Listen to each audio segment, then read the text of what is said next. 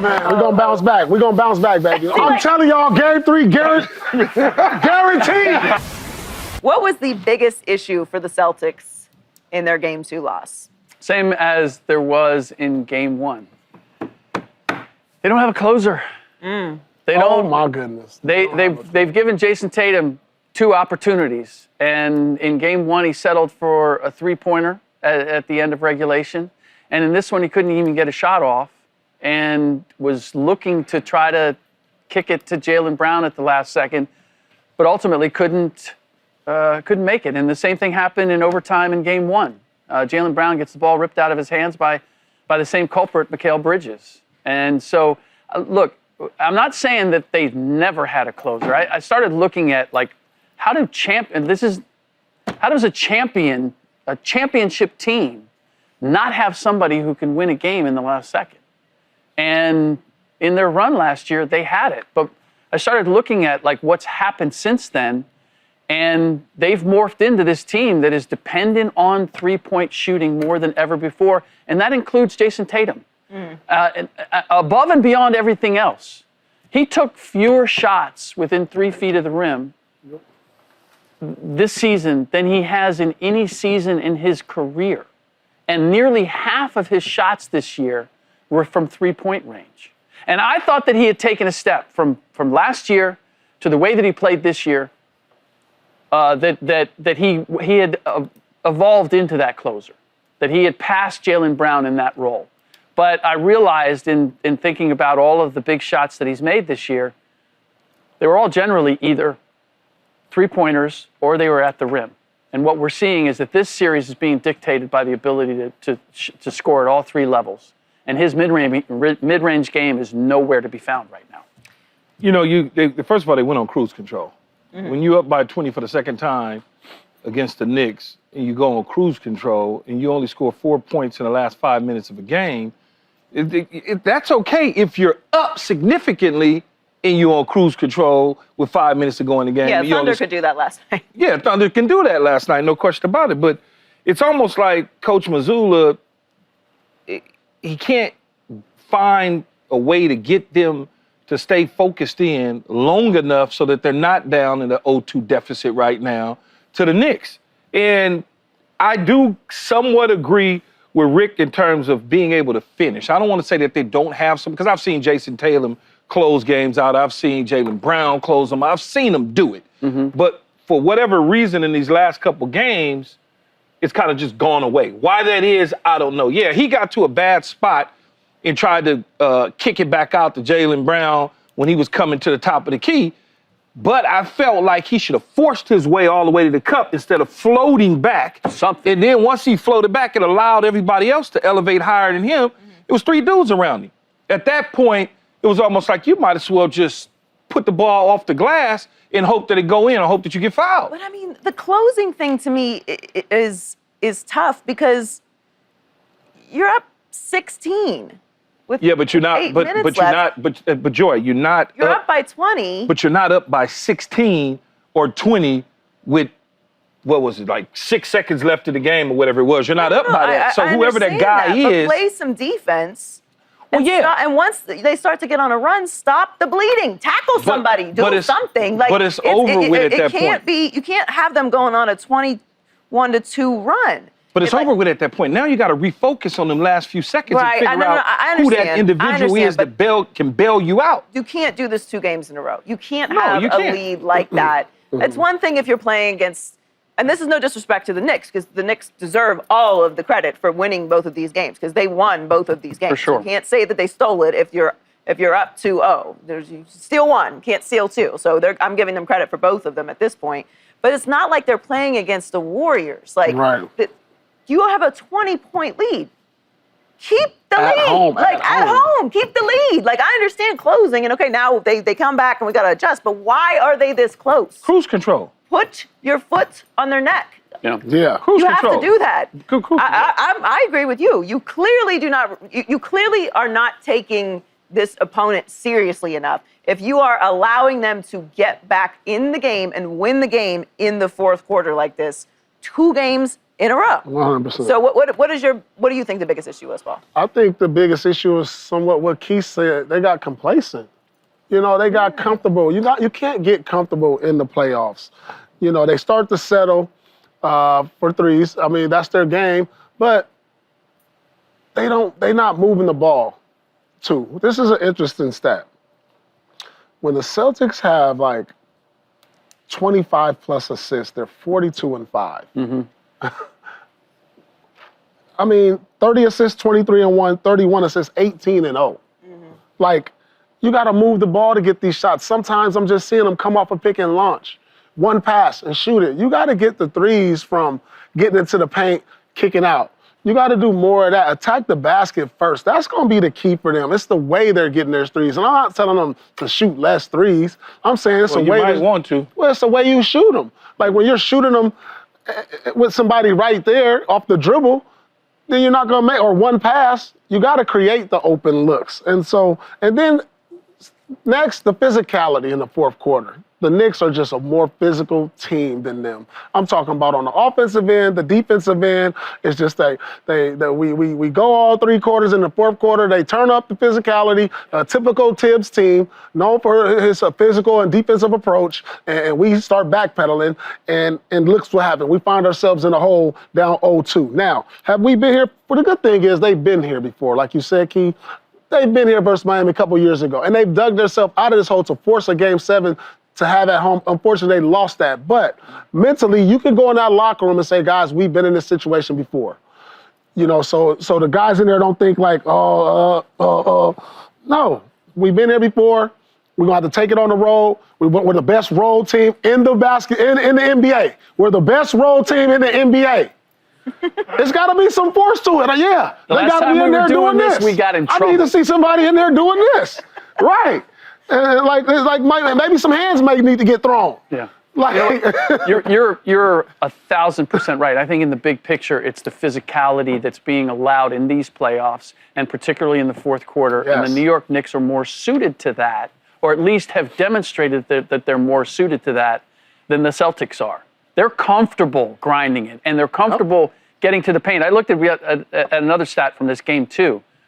And it is a matter of, this is where I think they miss Kristaps Porzingis. Because in order to get those perimeter shots, you need to be able to get to the paint or get the ball to the paint. Right? They were 0 for 7. The Knicks were 0 for 7 in mid-range shots in the fourth quarter. And the Knicks were 6 for 10. And that is a simple byproduct of, you have maybe on one end, Jalen Brunson, the best clutch scorer, and a mid-range king, versus a team that right now, without Kristaps Porzingis, whatever you think of Jayson Tatum or Jaylen Brown, neither one of them has a mid-range game that you can count on at this point. Maybe Jayson has demonstrated that at various times in his career, but what I've seen is he's gone away from that. He's not shooting it as well or as often as he did last year.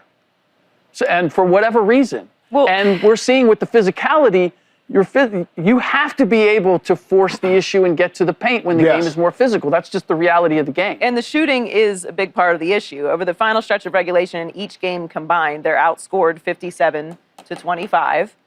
And the combined numbers at the end of regulation, while they're blowing a 15-point lead into overtime and a 16-point lead in the regulation loss, 6 for 39 in field goals, 3 for 25 in 3 points, and 3 for 14 in 2 points. Like this, they're not shooting well down the stretch as well, which is allowing the Knicks to get back in it. And then maybe that is where the closer conversation comes into play, because you have the momentum stampeding towards the Knicks. They're not playing physical down the stretch. The refs are clearly in all these games allowing guys to play, as they should, because it's postseason basketball. And they haven't been able to get it done 2 games in a row. Jayson Tatum struggled again in Game 2, scoring 13 points on 5 for 19 shooting. So how disappointing has Tatum been in this series, Paul? Well, obviously he's been disappointing with his shooting. But the thing I worry about most, like your shot comes and goes sometimes. That's the nature of the game. I love the way he's rebounding, but it's the defensive end and the clutch. These are the little things, stepping up on that end of the court. And it's not just him. It's everyone struggling. Like guys who I expect to play well, you know, Drew is struggling. Derek White is, Jaylen Brown, they're all struggling. I mean, they're all struggling because I've never seen them all at the same. Usually you'll have one player at minimum have a big game, you know, at minimum. How much do you think that the struggles offensively and the mighty struggles offensively are affecting their effort defensively? Because we often see that where a team's not hitting shots. I don't know whether it's the long rebounds from the threes that are making it more difficult to defend or whether it's their energy just isn't the same because they're not seeing shots fall. That can be that's human nature sometimes. Offense can dictate your defense. You know, guys get discouraged when they don't see shots fall, but it shouldn't dictate your effort. And there's extra effort plays that I'm seeing not be made. Like, how does Mikal Bridges, how do they shoot a free throw? They come down 1 pass 3. You know, that's a lack of communication and effort right there that I'm looking at. Offensive rebounds, Hart, smallest guy on the court, getting offensive rebounds, getting into the lane, showing more heart than everybody. So this is not a game plan adjustment, I believe. I think this is just a mental adjustment with them. I think they got to change their mindset moving forward. It's not no X's and O's because they are getting a lot of open threes that they're missing. I agree. That they usually make. So this is just a mental adjustment they have to make, and if they can do that, they can get right back in this series. No, they can get back in it. I don't think they're out of it by no stretch of imagination, but they could be out of it by Saturday night for sure if they don't change their mentality. Okay, they shot 25% from 3. What did they shoot last game? Something like 17% from 3? Bad, yeah. So it's awful, and they've got to collectively, along with Missoula, say something to them. Don't just allow them to keep just pulling threes, even though they open looks. They're not. At some point, you got to try to go to the basket and get a foul, put people in foul trouble, opposed to just keep shooting threes, long rebounds. Now all of a sudden the Knicks are getting out on fast breaks where you just sitting there, you're not getting back. You know, it's now 3-on-1, 4-on-2. And that's some of the bad things that the Celtics has displayed in these last 2 games. I go back to Jayson Tatum. I think he can get out of whatever little slump he's in shooting-wise because like Paul said, he's certainly crashing the boards on the defensive end. He's got, you know, he's passing the ball, whatever little assist it is, but he's just not knocking down those shots. I want to see him use his frame and get to the cup more. Just use you 6'11". Just use your frame. Yeah. Get to the cup more. The thing that can get you, I don't mean that. Well, what I'm talking about is, but the thing that I would do, I would get to the line. Like if I had a bad shooting light, I'm gonna have 10, 11 free throws. Though. It's gonna look like I had a good That's game. what I'm saying. It's gonna look. Find your show spot. the illusion of like just find your spot. Like you can end up with 25 points and 15 rebounds, shooting 6 for 18 because you attacked and got to the rim. Man, think about it. And you opposed your will. And you played against Kobe and you covered Kobe. When Kobe was having bad shooting nights, that's what he would do. Sure. 100%. You look up at the box score, That's Kobe done shot a lot of the great 30%, but he got like 30 points. That's how he beat you guys in 2010. I didn't want to say that, though. He couldn't hit a I shot didn't to wanna- save his life. And he would go get the offensive rebound and go put it back up, get fouled, score at the free throw line. I like That's that. history. I like that green shirt you got on, by the way. Somebody's got. We Would both you like wore this green too? in solidarity with you today. Actually, we all have green on. Everybody got on green. To the most part. Oh my goodness. Doesn't really go together. But he kind of looked like a New York Knicks fan. He do Yeah, look like a like you New York. was courtside. He do look like it. Yeah. He do look like a Knick Rick, fan. how disappointing has Tatum been this series? Somewhat, and maybe I'm couched by the fact that I've always questioned can he really be that go-to guy for you, and he does so many other things well, and I think that energy-wise, when his shot's not falling, he's not a guy who's going to take a million shots. He tries to do other things, and that's what I've seen him do in this series. He's rebounded the ball extremely well. I think he's tried to make plays. Defensively, he's been as good as anybody else with the Celtics. So I'm not going to put it all on him. I think that collectively, honestly, the thing that the vision that I have, the 2 snapshots that I have that captured this series so far for me was at the end of overtime in game 1, Mikal Bridges ripping the ball out of Jaylen Brown's hands. And on another one, a rebound by Jaylen Brown, and I think it was Josh Hart, ripped the ball out of his hands. And I'm thinking, you can't, like, that is a microcosm of the difference between these two teams. The Knicks aren't, like, out executing them or whatever. Right. They're just outworking them, and they look like they literally want the ball more and are taking it. Yeah, I agree with that one. Do you think that not blaming him is kind of why the conversation around Tatum is so complicated? Yeah, 100%, 100%. Because I think it's part of the problem of what the Celtics are seeing here, which is things are a little wobbly. Who do we turn to? And with the Knicks, like, there's no question. Yeah. Who are you going to? Johnson. We know who we're going to, and we know how we're playing off of that and what he's going to be looking for first, second, and then third. And here it's sort of like, well, let's see what Jayson can do. Well, okay, I'm just let's thinking, maybe like, see what Jalen can do. If I said 8 points, 5 rebounds, 2 assists, 0 for 7 from 3 in fourth quarter and overtime this series, and I said LeBron did that, I said Luka did that. Yeah, but LeBron 40. Okay, fine. We'll take LeBron out. We said Luka did that. Yeah. AD did that. Yep. Any other go-to guy. Yeah, but they not in the playoffs. So we're not watching them right now. I Okay, understand, but I'm saying but this is a champion. I understand are we that, but They're a giving? defending champion. But even the fact that you're moving the goalpost a little bit, like Jayson Good point. Tatum is supposed to be the guy for this team. No? Yeah, no doubt he has to play better. 100%. He got to play better. Well, 100% but he has to be better at crunch time. He has to be better in the fourth quarter. And I mean, let's face it. We had this debate about pure score and all that, and that's blown up on the interwebs as well. But the bottom line is he's had the opportunity to win 2 games here. Ball in his hands, and he's 0 for 2.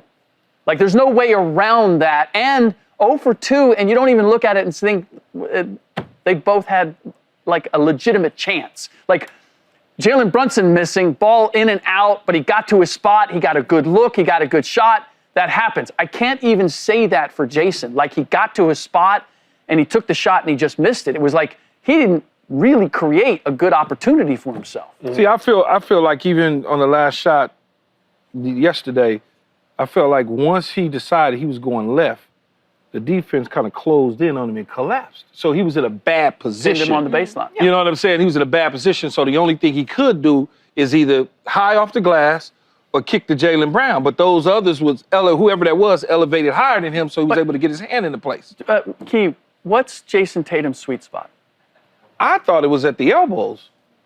Paul? I would say probably a sweet spot, probably left wing, step back 3.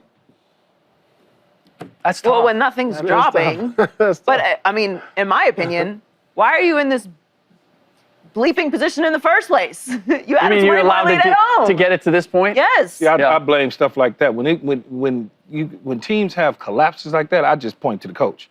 Because I believe even though they out on the floor and they're getting paid all the money, the coach got to call a timeout. He got to tell he got to be forceful. He called timeouts. No, but I'm saying you can't be nice. Hey guys, let's go. I don't think he's nice. No, I'm just saying, don't you think got to be able to just, like you say, Paul, you got to be able to, you got to be able to do one of these to him. Yeah, you got to be able to tell him. Have me walking. Yep. Yeah. Because think about it though, Paul. Think about it. You and KG, and whoever else was on the team with you, but I just mainly you and KG. Doc call a timeout, Doc talking, whatever. Y'all talking with him. Right. You know what I'm saying? Right. You know, Milk Dog that sweat coming off of him. Right. You're gonna be mad. It's above and beyond that, though. Paul, there's one clip we always show of Paul, like, sizing somebody up, and you got to look like, I'm about to take this at you. I don't remember ever Paul seeing. gang. I never remember. I don't remember. Got a lot of those. Fair. It's the one we played before the Washington. yeah. That's against Washington. No, Al Indiana. Harrington, Indiana. Yeah, Al Harrington, Indiana. Well, the Knicks are up 2-0 as the series shifts to New York. So, Key, will the Knicks win this series? You know, I don't think so. And the reason I don't think so, because it just feels like this is the typical New York thing with New York sports, right? It's like all of a sudden they up 2-0, New York going crazy, right? They still celebrating. The game was yesterday, still like it just feels like it's getting ready to be a big, colossal letdown. Kind of feels like an LA thing too. I don't know. We're not even talking about LA though, man. We just talking about the Knicks. And I think the Celtics are a good enough team to bounce back from being in an 0-2 hole, not just because they've done it before several years ago against the Miami Heat, although they lost, like Paul said, in Game 7 at home. I think the pressure's on now. So all the bad stuff that was happening to them over these last 2 games, they got to refocus again in New York and just get one game at a time. Just take one game. Whatever that game is, you got to just get one. Don't think about even a score at 2. Just grab one. Whatever night that's going to be, whether it's Sunday or Monday, Saturday or Monday, you just got to grab one game. But I think they can. I do. I honestly do. Look at he looking like a Knicks fan, though. Don't he look like he belongs courtside with the rest of them? This guy. Are you going with the Knicks? I just, yes. Unless the physicality of this is going to change, or the Boston Celtics are going to blow out the Knicks in 4 games out of the next 5. I just don't see it changing because I think that's the only way they win these games. If it becomes a possession by possession game at the end, then it favors the Knicks. But they can't let it get to a possession by possession. 2 games, we just talked about it. 40 points, 20 apiece, up. Don't let it get to that point where you now in a 1 possession game and on the back end. Stay strong. I don't think they let it as much as the Knicks took it. I think the Knicks imposed. They're comfortable playing a physical game that slows the game down to a grind and then makes it all about Jalen Brunson versus Jayson Tatum or whoever else you want to give the ball to with the game on the line. I don't think it's by accident. Don't let it get to the point where the game is on the line. Knock down your open looks and your shots. Even if Bronson and Harden, all them scoring, you up by 20. Yeah. Wow, how could you let the lead just shrink to a point where now you're at a 1-2 possession game? But in particular in this, that ain't got nothing to do with physicality. That got something to do with you hitting your shots. No, I think it does. I think the physicality has an impact on the shot. I think that the physicality of the game takes guys' legs out. They're a little more fatigued. Yeah. And you can defend harder. So you're like, I do think that has a factor. I think the way the game's being played gives you fewer chances to finish at the rim. They've been playing since October. How could you be tired in the playoffs? Well, because the physicality has gone to another level. Subscribe here to get the latest from Speak and go watch a few segments from our other shows on FS1.